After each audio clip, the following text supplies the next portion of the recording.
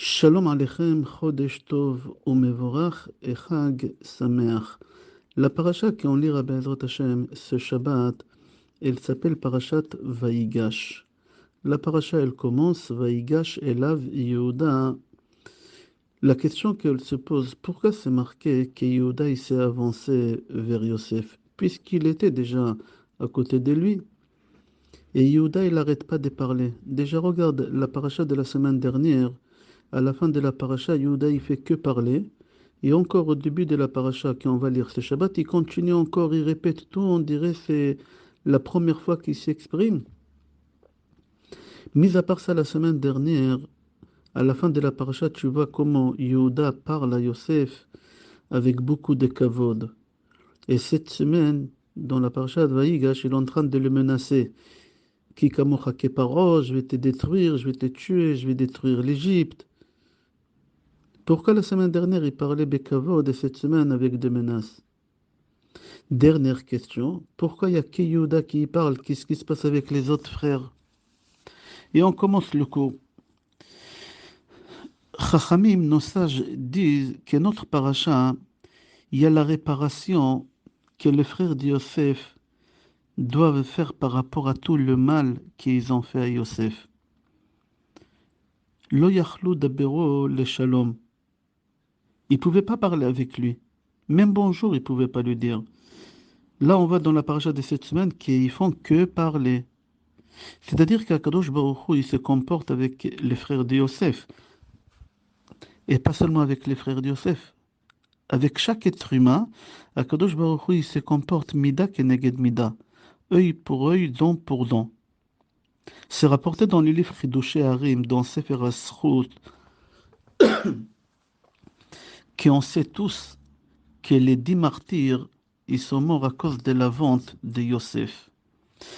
Viens, on va aller doucement, doucement, et on va essayer de comprendre d'après le Sod qu'est-ce qui se passe. Il y a une Gemara qui est très connue, Gemara Shabbat, page 33, que Rabbi Yehuda, marque le nom Rabbi Yehuda, et Rabbi Yossi, marque le nom aussi, et Rabbi Shimon Bar Yochai. Ces trois rabbanim, ils étaient en train de discuter entre eux. Et pas loin d'eux, il y a quelqu'un qui s'appelait Yehuda ben Gerim. Il était en train d'écouter qu'est-ce que ces trois rabbanim parlent. Rabbi Yehuda, Rabbi Yossi, Rabbi Shimon Bar Yochai. Rabbi Yehuda et Rabbi Yossi, Rabbi Shimon Bar Yochai, ils parlaient du bien ou du mal que les Romains ils ont fait en Israël. Mais c'est lui qui n'a pas arrêté de parler, c'est Yehuda, Rabbi Yehuda, comme Yehuda dans notre paracha. À tel point que la Gemara surnomme Rabbi Yehuda Rosham Dabrim, le parleur. Rabbi Yehuda, il parle le premier ici, quand il est avec Rabbi Yossi et Rabbi Shimon Bar Yochai. Rabbi Yehuda dit sur les Romains que tout ce que les Romains ils ont construit, c'est bien, on peut profiter de ça. Rabbi Yossi, il s'est tué, il n'a pas réagi, il n'a pas répondu. Rabbi Shimon Bar Yochai dit, sachez que tout ce que les Romains ils ont construit, ils ont fait ça uniquement pour leur commodité. C'est pas du tout pour nous, c'est pour leur plaisir.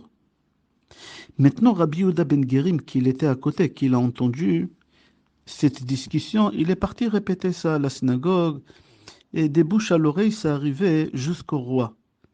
Et le roi, quand il a entendu que Rabbi Yehuda il a parlé du mal, Rabbi Yossi il n'a pas réagi, il n'a pas défendu, et Rabbi Shimon Bar Yochai il a parlé du mal, alors il a décrété, puisque Rabbi Yehuda il a parlé du bien, il va monter de grade.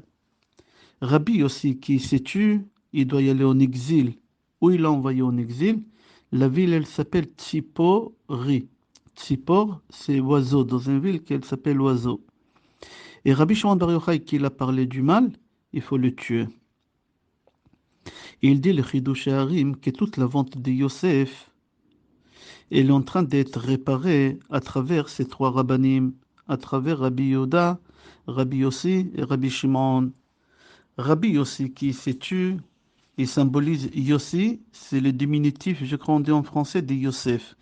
Rabbi Yossi, c'était, il vient réparer Yosef Hatzadik, qui parlait, qui rapportait à son père tout le mal que ses frères ils ont fait. Rabbi Shimon Bar Yochai, exprès je m'arrête Rabbi Shimon pour que tu mets le lien entre Shimon et Rabbi Shimon. Rabbi Shimon Bar Yochai, il a parlé du mal des Romains. C'est Shimon qui a parlé du mal, il a conseillé à ses frères de tuer Yosef. Il leur a conseillé mal.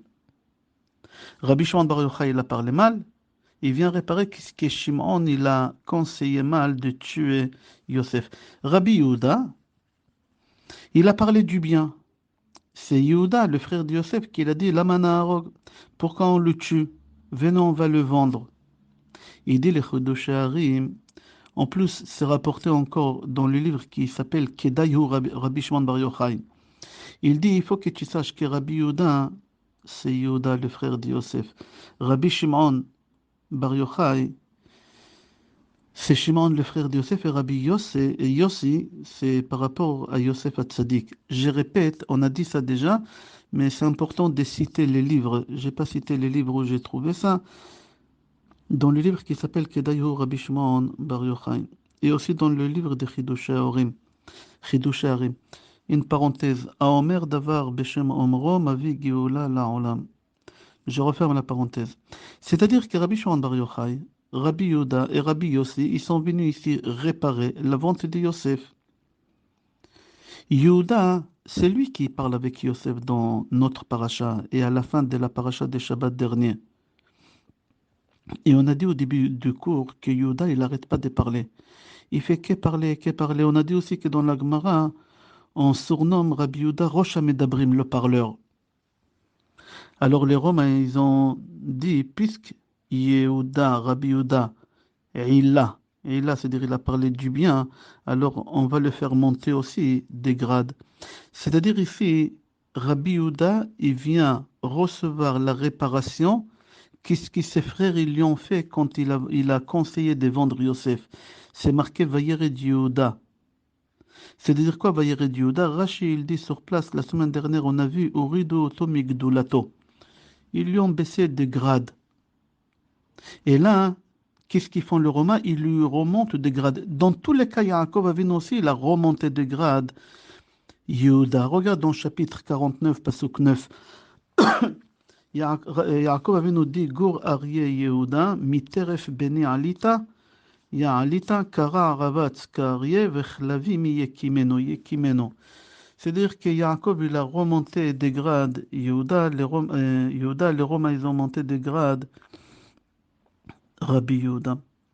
Rabbi Yossi, qui s'est tué, il paye le prix.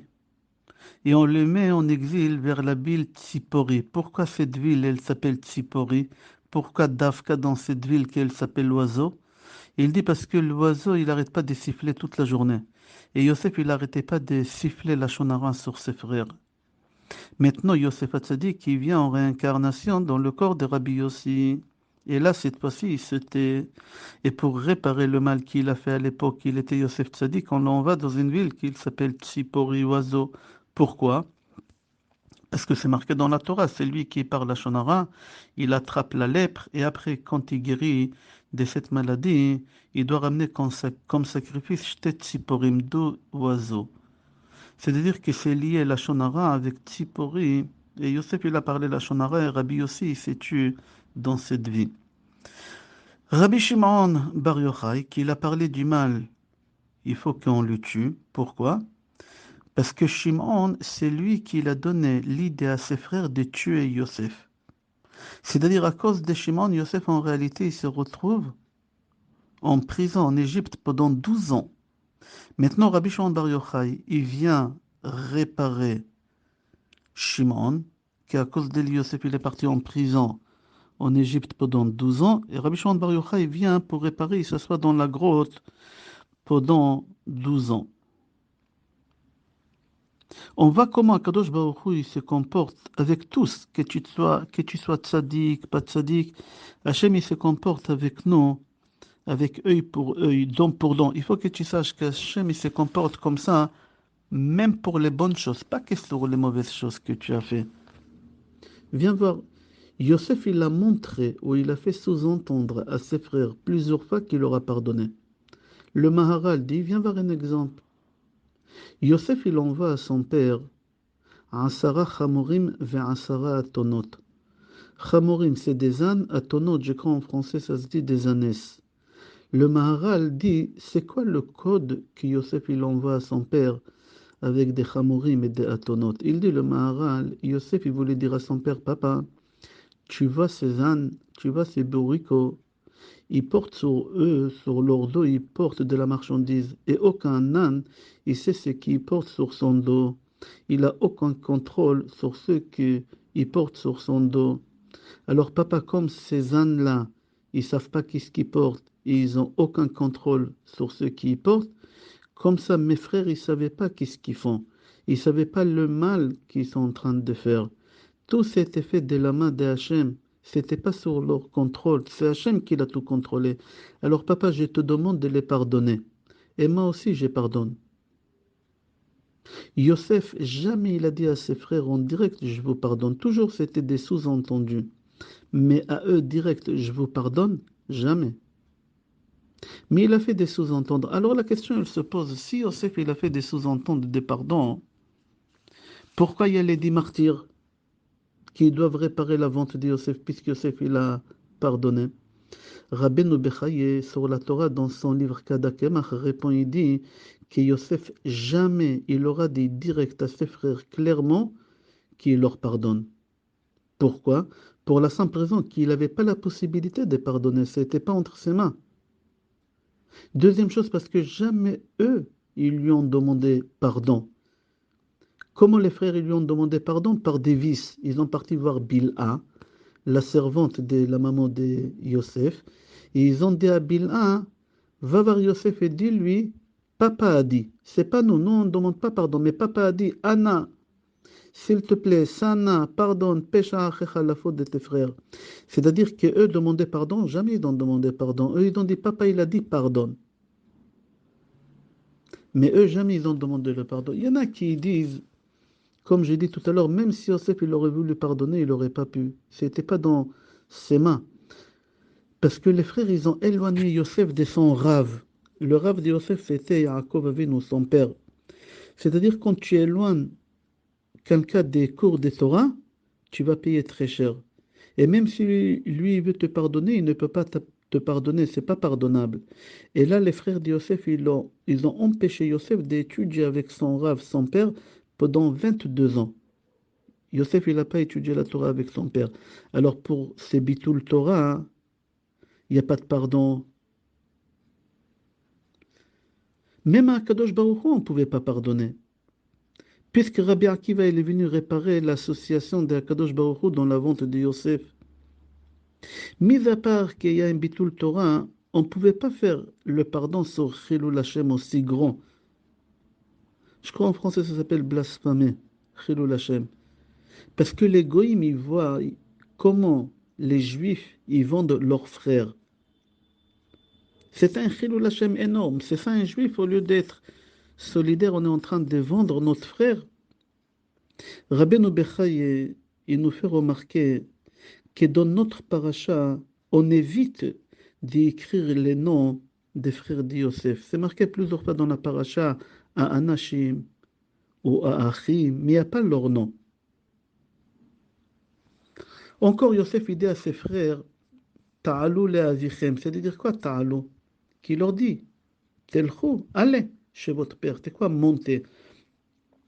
Il voulait leur dire, Yosef, quand vous allez monter chez votre père, c'est-à-dire qui se trouve dans le ciel à Kadosh Baruch Hu, après les 120 ans que vous allez vivre ici, il faudra que vous retournez ici à nouveau pour réparer tout ce que vous m'avez fait. Parce que vous ne m'avez pas demandé pardon. Alors il faudra retourner ici et faire le tikkun. Il aura dit, Yosef, ça.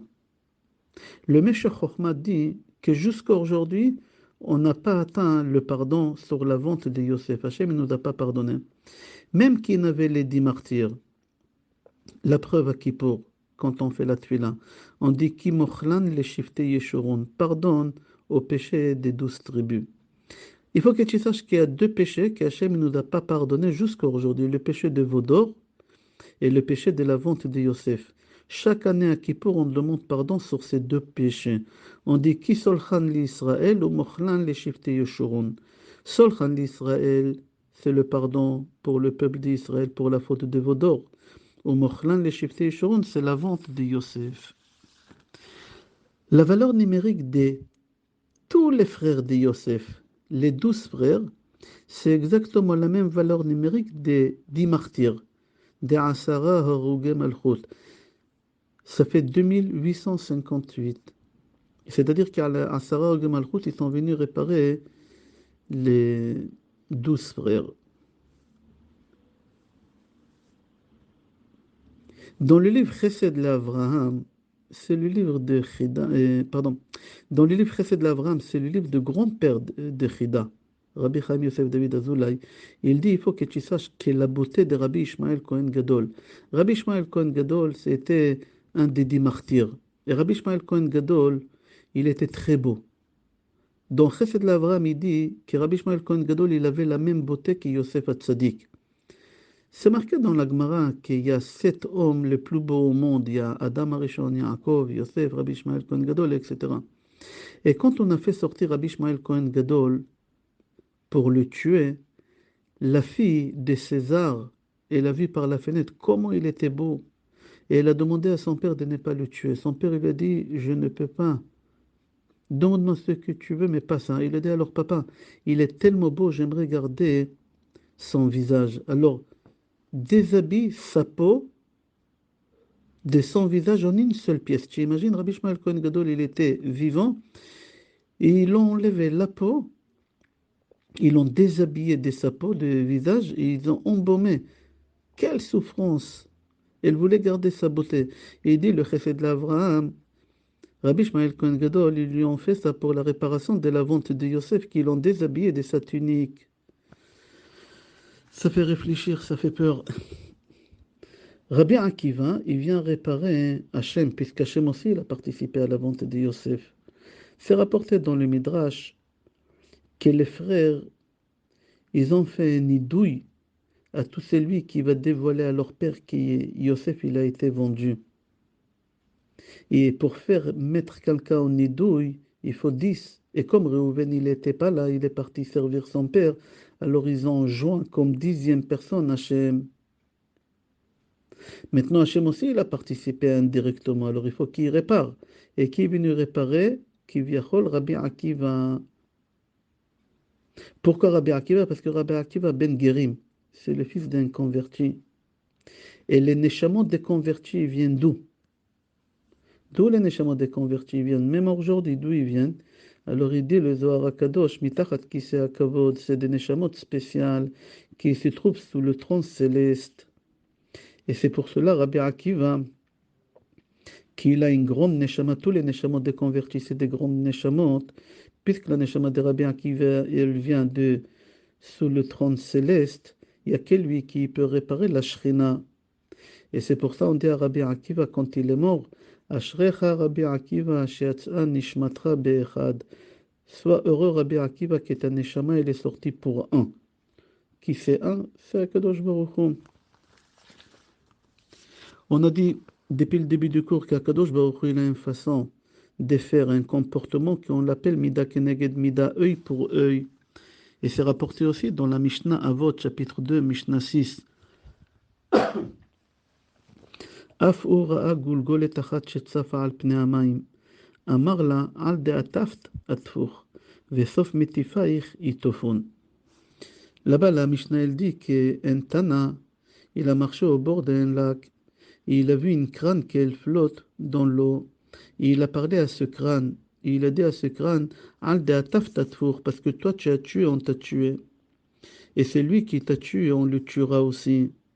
J'ai vu dans Gemara Souka qu'elle dit que cet Anna, il savait à qui il appartenait cette crâne. Il savait que cet homme, c'était un assassin. Il connaissait son passé. Alors il lui a dit, ce que tu as fait aux autres, on t'a fait à toi aussi. Et c'est lui qui t'a fait ce qu'il t'a fait, lui aussi, on lui fera la même chose. Ça, on appelle œil pour œil, dent pour dent.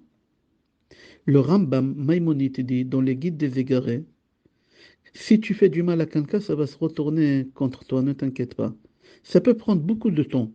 Ça peut prendre même des années, mais ça arrivera. Comme ça, il dit le Rambam. C'est marqué dans le livre Chassidim de Rabbi Yehuda Chassid que le but de ces comportements qu'Hachem il se comporte avec nous, c'est pour nous aider à savoir où réparer. Parfois, tu fais des mauvaises choses et tu ne sais pas que tu les as fait. Alors, Akadosh Baruch Hu, il t'a fait du mal, ou tu as fait les mauvaises choses pour que tu comprends qu'il faut réparer cette chose. Parfois, Akadosh Baruch Hu, il donne pas la possibilité à quelqu'un de s'exprimer au moment où il s'exprime, il perd la mémoire. Alors, Akadosh Baruch Hu, il lui fait comprendre que toi aussi, tu as parlé de la Shonara, etc. Viens, je donne un exemple dans Parashat Vayeshev. C'est rapporté que Yosef, il a parlé du mal sur ses frères. Nos sages disent trois choses. Yosef, il a parlé du mal sur ses frères, il a été payé. Dans œil pour œil et dent pour dent. La première chose, il disait à son père, papa, mes frères, ils mangent Ever Minachai.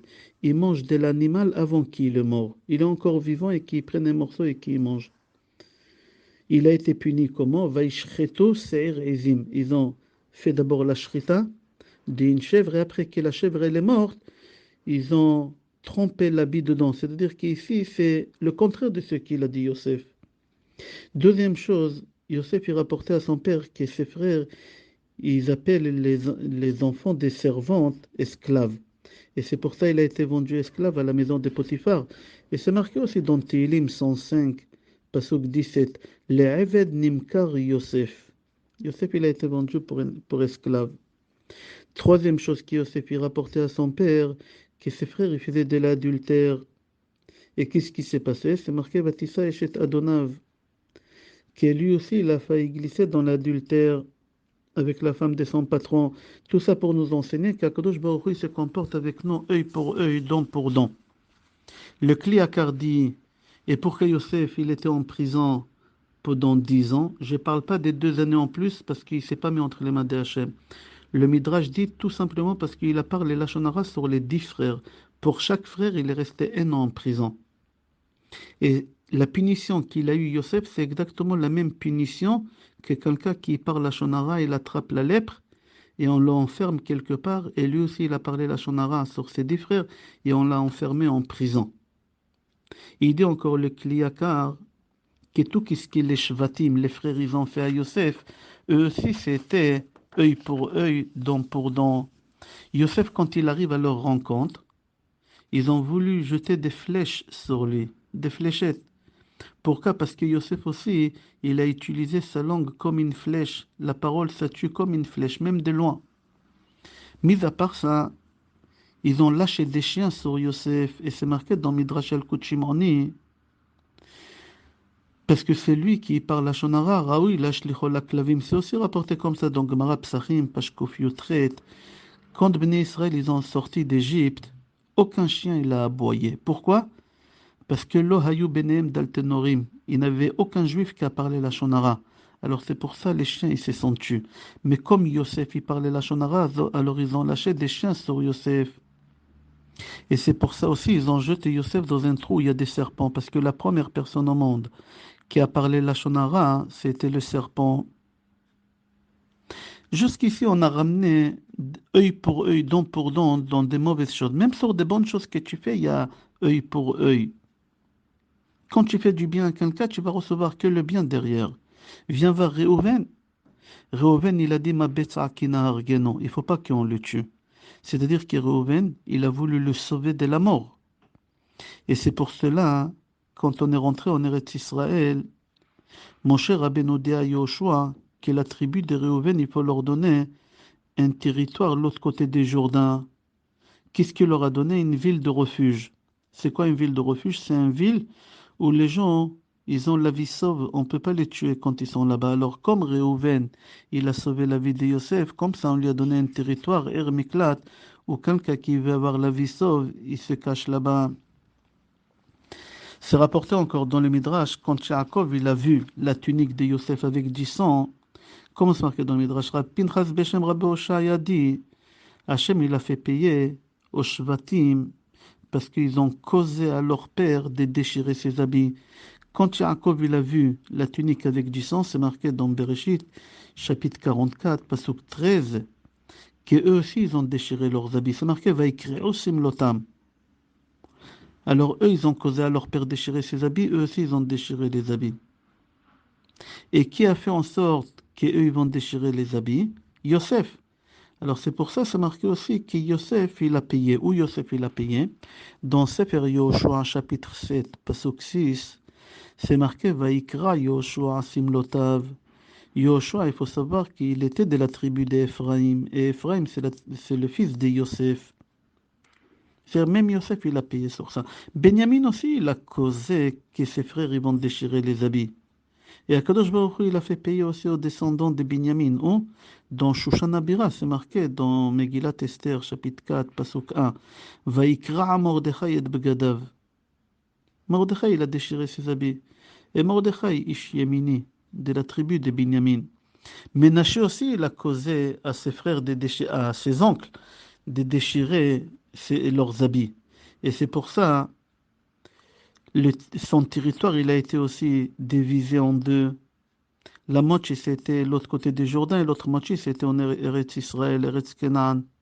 La moitié de la tribu des Ménachés, ils ont pu rentrer, la moitié, ils n'ont pas pu rentrer. Pourquoi? Parce que lui aussi, il a causé à ses oncles déchirer les habits. Yehuda, il ramène la tunique avec du sang, il dit à son père, Hakerna, est-ce que tu reconnais? Yehuda aussi, il a été puni de la même parole avec Tamar. Tamar, il lui dit à Kerna, Lemi achotemet ve'atilim ve'amate. C'est marqué dans le livre Tzror Amor, Yaakov, il reçoit les brachot de son père Yitzhak. Son père Yitzhak lui demande, Ata béni Esav imlo? Imlo? De la même manière, Akadosh Baruch Hu, il fait payer à Yaakov. Hakerna kutonet bincha imlo, imlo. Comme ça dit le Tzror Amor, Yehuda, il prend une chèvre, et il l'égorge, et dans le sang, il fait tremper la tunique de Yosef. Qu'est-ce qu'il a utilisé? Des chèvres. Tamar aussi, elle reçoit des chèvres. Lui, il a triché son père avec des chèvres. Tamar, elle le triche aussi, elle touche des chèvres. Et il dit le Zohar HaKadosh, Yaakov, il a monté à son père, où il a trompé son père en mettant sur ses mains la peau des chèvres pour se faire passer comme poilu, pour pouvoir avoir les brachot. C'est pour ça aussi, on l'a trompé avec le sang des chèvres.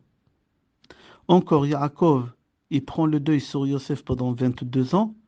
Rachid dit pourquoi 22 ans? Rachid dit tout simplement parce que 22 ans, Yaakov, il n'a pas fait la mitzvah d'honorer ses parents.